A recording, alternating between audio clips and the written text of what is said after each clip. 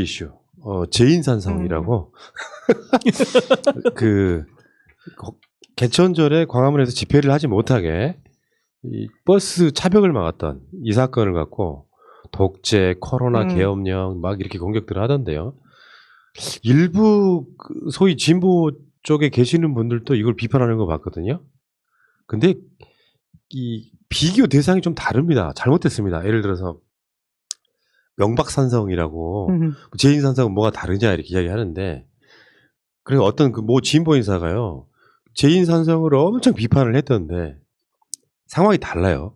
첫 번째, 이명박이 쌓았던 명박산성은 본인의 정권이 이태로운 상황이었어요. 그렇죠. 예. 근데 지금 코로나 방역을 위해서 문재인 정부에서 쌓은 차벽은 사실이 있잖아요. 솔직히 한 말씀 드려볼까요? 대통령이 말 못하는 이야기. 광화문에서 그런 집회가 벌어지면 대통령 지지율 올라요. 그걸 생각해야 된다니까. 말하자면 정권을 지키기 위해서 그 성을 쌓은 게 아니에요. 국민들한테 그 방역을 위해서 퍼져나갈까봐 쌓은 상황이에요. 이걸 이 동일선상에 비교를 하고. 대통령이 야당 구해주신 거네요. 그러니까 이거는 정권을 지키기 위해 쌓은 성이 아니라는 그 그렇죠. 측면을 네. 명박산성하고 똑같이 비교하는 게 웃긴 거고요. 네. 두 번째, 박근혜 때 기억을 하시겠지만 백남 겨루시는 생각 네. 한번 해보세요. 예. 집회를 하면은 물대포로 국민을 네. 죽여버리던 정권이 있어요. 심지어 세월호 유가족들한테 물대포 쏘고 캡사이신 뿌리던 정권이에요. 지금 문재인 정부에서 물대포 쏘고 해산시키고 그렇습니까? 최대한 평화적으로 하려고 하고 있잖아요. 요거를 동일세상에 비교를 하고 있는 것 자체가 말도 안 되는 거예요. 최소한 국민의 지임 쪽에서는 비판할 수 있는 사건이 아닙니다. 이게. 두 가지 측면에서 이제 한 전략적 미스를 한 게 이 사람들이 금방 말씀하신 것처럼 그냥 오픈해주면은 야당 지지율 더 떨어져요, 이게. 그러니까. 예, 이분들 안동 피우고 코로나도 퍼져서. 그 다음에 두 번째로 보면은 이분들이 제인산성 이야기하는 순간에 명박산성과 근해산성의 다시 그 악몽이 되살아나요, 국민들이. 회상시켜. 어쨌든 두 개 확실히 다른 거는 컨테이너 박스 없었잖아요. 아무튼 컨테이너 박스. 네. 근데 난 궁금한 게요. 차벽을 쌓을 때 운전들을 어쩜 그렇게 잘해? 진짜 와. 딱 붙이는데 그거를 어떻게 그리고 나서 그거를 다시 뺄 때도 보면은 어제 그러니까 개천절에 동원된 경찰 인원만 한 12,000명 된다 그러잖아요. 예. 그게 국력의 낭비가 아니고 뭐예요. 이거를 예를 들어서 그냥 차벽을 안 쌓았으면은 또 막 기어들 나와가지고 불법 집회했을 거고 그걸 해산시키기 위해서 난리가 났을 거고 사실은 그런 그림 만들려고 했던 거 아니에요? 맞아요. 맞아요. 네. 예. 그 선동하셨잖아요. 제가 토요일 아침에 가다 보니까 제법 있었어요. 그 관광버스가 건물에 걸려가지고 되돌아가는 경우가 제법 있었어요. 예. 5번 이상 검문 당하셨어요? 그 얘기를 엄청 하더라고요. 저는 한 번도 안 당했습니다만. 그것 때문에 방송국 출입자들이 막 불만을 토로했다고 하는데 그런 행정력을 낭비하게 한 자발적인 원인이 그쪽에 있었다라는 거를 본인들이 그렇죠. 다시 계속해서 토해내고 있는 것 같아요. 그 광화문 집회 8.15 집회 때문에 확진된 분들이 거의 1,000명 돼가요. 1,600 명. 1,000명 돼가면. 예. 이런 상황이 더군다나 이게 전국을 확산시켰지 않습니까? 네. 그러니까 이거를 지금 10월 9일 날도 집회를 하겠다 이렇게 하고 있는데 한글날. 이거는 제가 봤을 때 굉장히 악의적입니다. 사실 우리가 뭐 정략적으로 할 것 같으면은 적당히 헐렁하게 해서 열어주고 와서 난동 부리고 그다음에 코로나 더 퍼지고 그렇게 하겠는데 그런 정부가 아니에요, 이 정부가. 네. 굉장히 솔직담백한 그런 정부예요. 네. 그것도 그래서, 국민들이 네. 아시잖아요. 국민들이 그렇죠? 알죠. 광화문 곳곳에서 막 확성기 켜놓고 뭐 기자회견 형식으로 사실은 집회를 하고 이런 짓거리를 하던데 문재인 정부를 지키기 위해서 제인산성을 쌓았다고 말씀하시는 저쪽 극우나 극좌분들 잘 생각 한번 해보시자고요. 어떻게 같은 현상에 비교를 할 수가 있습니까? 다시 말씀드리지만 집회에서 난동이 부리면 문재인 정부 지지율 오른다니까요. 그렇죠. 네. 그럼 국민의 지지율은 떨어집니다. 근데 그거를 갖고 뭐 코로나 계엄도 이렇게 표현하던데 그러면은 조호영 씨한테 물어보고 싶은 게 이런 거예요. 그러면 지금 문재인 정부가 광화문 집회를 허용했어야 되느냐. 거기까지 우리가 가고 있는 거 아니에요. 그 실제로 뭐 민간인 된 조국 장관, 추미애 장관들 집 근처에 막 빵빵거리면서 차 시위하고 이것도 민폐고요. 동네 사람들이 물러가라고 난리를 치더라고요. 그런 짓들을 왜 하는지 모르겠습니다. 전 법원의 허가사항 중에 진짜 이해가 안 됐던 부분이 그겁니다. 이 조국 전 장관님은 지금 민간인 신분인이잖아요. 네. 근데 거기 집을 어떻게 그 앞에 시위를 허가를 해줬기 때문에 가능했던 거잖아요. 허가 아니고 그냥 불법으로 이제 쭉 아니, 지나가면서 그렇게 한 거예요. 허가해줬다고 허가를 합니다. 해줬다고. 그러니까 추미애 장관님 지역 앞과 근데 그 주소를 어떻게 알았는지도 저는 참 궁금하고. 아니 뭐 100번 양보해서 예, 추미애 장관은 뭐 공인이기 때문에 예. 그렇다 치더라도 조국 장관은 지금 자연인인데 그 주변에 계신 분들한테 또 어떤 진짜 죄송함을 가지고 계시겠어요. 또 그 무슨 이유로 그런 그 죄스러운 마음을 가져야 되겠냐고. 조국 전 장관님도 그렇고. 그 지금 한국에 저는 이 태극기 세력이라고 하시는 분들이 결국은 종교적 근본주의에 이 유럽의 극우들처럼 맞습니다. 난동 피우는 말썽꾸러기들 그런 식으로 좀 갈 것 같다라는 이제 두려움이 있어요. 그러니까 기독교 근본주의가 극우예요. 아, 같은 말입니다. 알고 같은 보면. 말입니까? 예. 왜냐면 이게 극자 붙이는 건 뭐냐면 어느 쪽에도 이렇게 이러면 중간에 이쪽이 비판, 이쪽이 비판을 받아들여서 수용할 건 수용하는 게 정상적인 거거든요. 자기 주장이 옳다고만 계속 외치는 거예요. 그렇다 보니까 남의 말이나 반박하는 논리는 저는 수용하지 않아. 그게 구구국자거든요. 기독교 근본주의가 그거잖아요. 종교는 우리밖에 없어. 그러니까요. 다른 이야기를 저는 듣지 않고 있잖아요. 예전에 그 제가 해민 스님이라고 그 저기 백인 스님 있어요. 백인이신데 이제 스님이야. 네. 그분이 왜 불교가 됐냐 그러니까 길에 나갔는데 수천국 불신지옥 그 이제 계속 하시잖아요. 그래서 그분한테 가서 나 너 때문에 앞으로 이제 기독교 안 믿을 거야. 그랬다고 하시더라고요. 근데 그 뭐 물론 극소수죠. 극소수 이제 일부 기독교인인데 그런 이제 배타적인 이제 종교관이나 이런 게 더 그쪽으로 몰고 가는 것 같아요. 네. 지금 국민의힘은 결코 지금 극우 개신교 그쪽 세력들과 절연을 못 하고 있네. 절대 하지 않네요. 예. 자신들의 본질이라는 걸 계속해서 그게 드러내는 내면의 이야기를 들어보니까 예. 만만치 않더라고. 야당이 되고 나니까 이분들이 어디 필요할 때 조직적 동원되는 데가 없는 거예요. 그런가 봐요. 이 정광훈 목사가 가지고 있는 그 조직력에 이미 잠식당해 있는 거야. 실제로 캐시라고 맞아요. 생각하는. 그렇죠. 캐시. 바로바로 쉽게 땡길 수 있는 조직이고 이분들이 또 헌금을 모으고 뭐 이런 식으로 하니까 스스로 알아서 하니까 그 유혹에서 벗어나기 쉽지 않는 거죠. 그러니까 이게 이제 약간 좀 정치적으로는 약간 한참 떨어지는 사람들 이야기인데 그게 난 주호영이라고 봐요. 정치적 워딩이 예를 들어서 코로나 계엄령으로 죄인 산성을 쌓으면 되냐?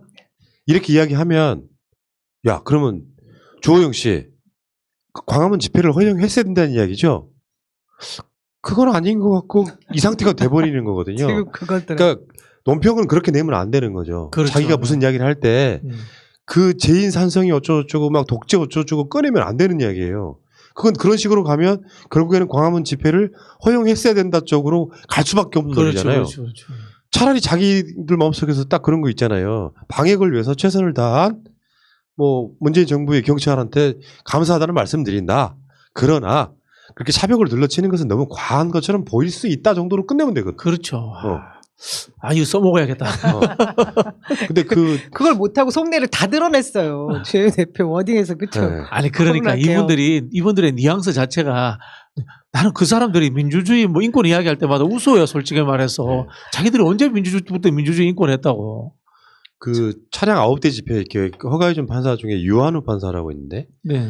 그 유한우 판사의 집 주소를 알려주면 네. 우리가 차 9대로 1인 시위하겠다는 분들이 굉장히 많습니다. 참 얼마 서글픈 일입니까.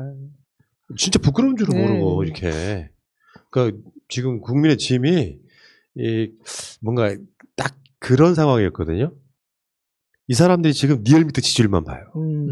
다른 여론조사가 5개가 나왔어. 네. 나머지 대부분 더블 스코어예요. 차이가 많이 나죠. 근데 리얼미터만 오차 범위의 접전이라고 하니까 추미애 장관 건, 북한 건 다 먹혔다고 생각한 거예요. 그러니까 이게 저는 이제 관성이라고 생각하는데 뭔가 바뀌어야겠다, 쇄신해야겠다, 뭔가 다른 정당이 돼야겠다라고 계속 김종인 혼자 외쳐봐야 옛날 관성대로 그냥 돌아가는 거예요. 그렇죠. 그래가지고 외치다 보니까 광화문 개천절 집회 허용했어야 같은 워딩 그 비슷한 얘기가 나와버리는. 북한 우리 공무원 피살 건도 마찬가지. 그럼 거기다 같이 포격을 해요. 어떻게 해 그걸? 말도 안 되는 소리를 하고 있는 거지. 네. 그러니까 광화문 집회를 만약에 허용했다면 또는 차벽을 안 쳤다면 어떻게 되냐면은 대략 이번에도 그 광화문에 나오신 분들 보니까 마스크 안 쓰고 있는 분들이 꽤 보여. 영상으로만 봐도. 네네네. 근데 그게 이제 뭐 몇십 명 단위로 여기저기 산발적으로 한 게 아니라 저번에 그 100명 집회 허가해 줬더니 그때 몇만 명 모인 몇몇 거잖아요. 명 모였죠. 예. 3명 모인 거죠. 예, 예. 그런 상황 벌어졌을 겁니다. 네. 근데 이게 허가되지 않은 집회다 보니 경찰 입장에서는 해산시키려고 할 거고 그 과정에서 벌어지는 충돌로 어마어마한 사태가 일어날 거고 그걸 방지하려고 어쩔 수 없이 그 12,000명 동원되고 차벽을 쌓을 수밖에 없는 건 국가적 낭비거든요. 그러면 국민의 침해 주호영 같은 사람들은 그걸 비판을 했어야죠. 그렇죠. 명절에 경찰들도 쉬어야 되죠. 근데 경찰들 나와가지고 12,000명씩 동원돼서 아까 운전 잘한다고 우리가 농담처럼 얘기했지만 그걸 하기 위해서 밤 새워서 하는 거거든요. 그게. 그런 짓들을 하게 만들면 죄송하다 사과를 하는 게 맞죠. 원래 이제 국민의힘당이 제재, 통제 이런 거 잘하는 사람들인데 뭐 자기들 것도 아닌 걸 이상한 이야기를 해가지고. 주호영이 그랬잖아요. 재인산성을 쌓은 문재인 정권 무엇이 두렵나 이렇게 물었는데 코로나가 두려워요. 국민의 생명과 안전이 예. 위협받는 상황이 두려운 거죠. 그걸 모르시는 거예요? 그냥 관성대로 가고 있는 이 사람들 보면 네. 정말 답답하다 이런 생각을 해봤습니다. 어쨌건 지금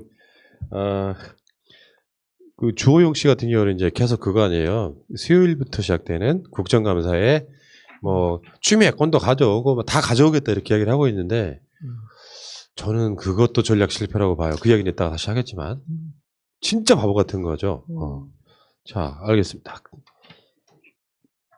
그래서 어제 그 나왔던 이야기 중에 민주당하고 국민의힘의 논평이 완전히 다른 논평들이 있잖아요. 그 집회를 원천 봉쇄한 거. 네.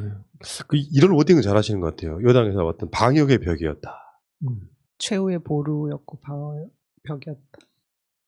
방역의 벽. 방역의 그러니까 이게 뭐 민주주의를 뭐 방해하는 이런 게 아니라 방역의 벽. 네.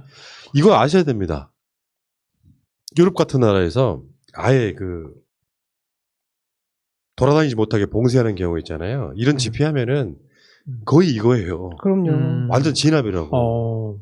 공권력이 정말 네. 제대로 작동하죠. 네. 그러니까 그게 민주주의 국가가 아니어서가 아니라 표현의 자유보다 훨씬 앞서는 것들이 있죠. 이 사람들이 지금 기억하지 못하고 있는 게 이번에 광화문 집회, 8.15 집회가 끝나고 나서 이 치명률, 치사율이 엄청 높아졌던 이유가 고령자들 때문이거든요. 네. 그렇죠. 막 젊은 사람들이 나와서 집회를 한 게 아니라 그래서 결국에는 사실은 정광훈의 그 무리들을 국민의 짐의 무리들이 굉장히 많은 고령자분들을 죽인 거에 가깝습니다. 그 논리로 봐야 된다는 거죠.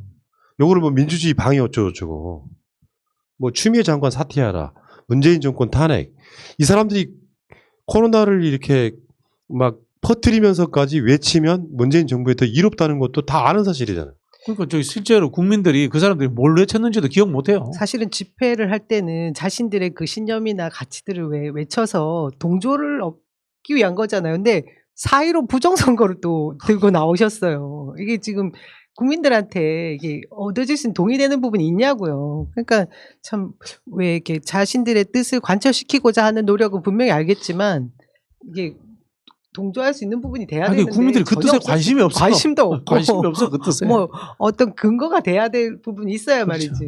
네, 근거가 될 수 있는 부분이 전혀 없었거든요. 주호영 씨 얘기예요. 의료 방역, 보건 방역은 온데간데 없고 정치 방역, 경찰 방역 국가가 됐다. 헌법이 보장하고 법원이 인정한 집회, 시위의 자유까지 사실상 방해하고 금지하는 공권력을 행사한 것이다.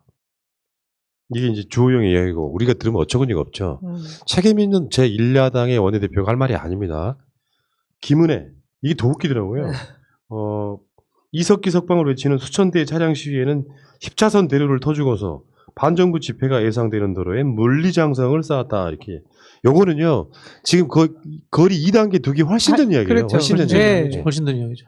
그리고 사실 이석기 집회 했는지 안 했는지 우리 기억도 못해요. 있었는지도 몰라요, 사실은. 네, 그러니까. 네. 코로나를 막기 위한 거였는데 그죠? 그리고 요런 류의 그 국회의원들이 주말에 있었던 그 해프닝 알죠? 김종민 의원 건. 김종민 의원의 뭐 사둔가 어쩌고저쩌고 뭐 이야기를 했는데, 그러니까 뭐가 이렇게 문재인 정부에 특혜 받았다고 지금 거기서 이렇게 그 페이스북상에 이야기를 했었는데, 예. 나중에 알고 봤더니 김종민 의원은 딸이 이제 대학 들어간 이름 똑같다고 그런 짓들이 하고 있어요. 공당의 국회의원들이. 그거는 허위사실 완전 유포인데. 가짜 뉴스인데요. 가짜 뉴스인데. 저는 못 예. 들었네. 뭐 어떤 거지 또? 막 고소를 할 수 있는 것도 사실 아니고요. 고소할 수 있는 건 같은데. 그거. 진짜 그 수준이 이렇게 너무 떨어지더라고요. 우리 보는 입장에서는 저 사람들 저래도 되나 싶은 것도 있잖아요. 어처구니가 없어서 계속 한번 이야기를 한번 해봤습니다. 자, 일단 그 이야기는 여기까지 하겠습니다.